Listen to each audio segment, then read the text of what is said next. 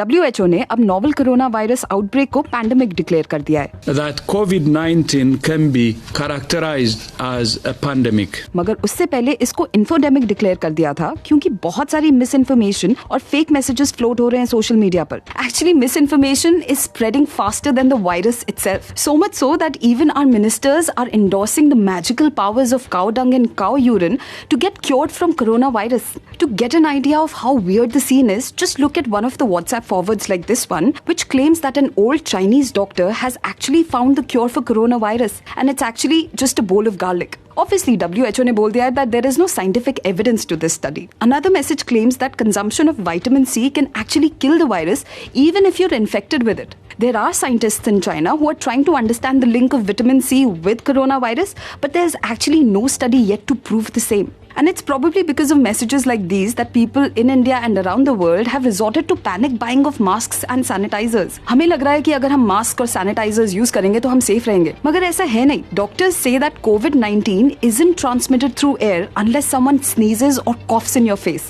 They spread via surfaces, so there's actually no point buying masks at 5 times the price. और वैसे भी एक mask को ना हर 2 घंटे में बदलना होता है. So now you can imagine how much you'll end up spending in replacing all the masks. Similarly, जो हमारे regular sanitizers होते हैं ना, they're not actually very good at killing viruses unless they have 60% or more alcohol in them. So keeping yourself clean isn't a bad thing at all, but just don't go overboard with it. I think social media and fake news have somehow become synonymous with each other. और ये ऐसा इसीलिए है because research suggests that हम लोग उसी message को forward या शेयर करते हैं जो या तो हमें जेन्युइन लगता है या फिर हमारे सर्कल ऑफ फ्रेंड्स या रिलेटिव्स से आता है. इसी वजह से हम लोग उसे फैक्ट चेक नहीं करते, and that's how we keep on contributing to this endless cycle of fake news. Yes, social media platforms like Facebook, Twitter, YouTube and others are trying to fight this infodemic by directing the users to credible websites like the WHO or our health ministry's website.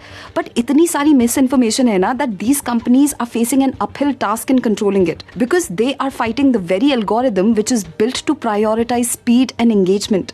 Even the government has issued public health advisory on various social media platforms to contain the spread of misinformation around coronavirus. पता है COVID-19 का mortality rate अभी 3.4% के around है और ये इसीलिए ज्यादा है क्योंकि वुहान जो एपिसेंटर है इस आउटब्रेक का, वहाँ सबसे ज्यादा डेथ्स हुई हैं.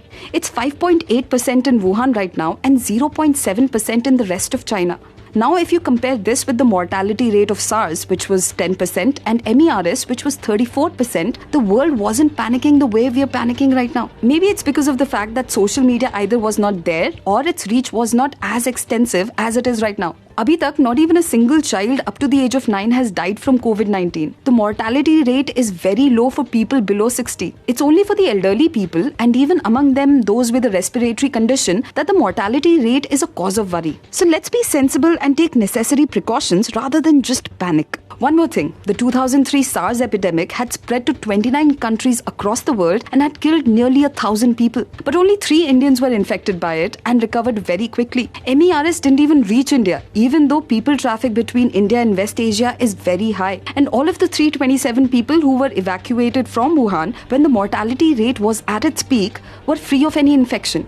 I understand that with more than 73 cases of coronavirus in India and more than 118,000 cases worldwide, coupled with 4,300 deaths, the scare is quite legit. And the numbers are surely going to rise. But what can we do? We can wash our hands frequently, cover our mouths and noses while sneezing, maintaining a 1 meter distance from someone who's coughing, and of course keeping ourselves updated with news from credible sources might just be more helpful than forwarding fake messages on social media. Yes, I'm thinking aloud. What do you think? Tell me in the comments below. And if you like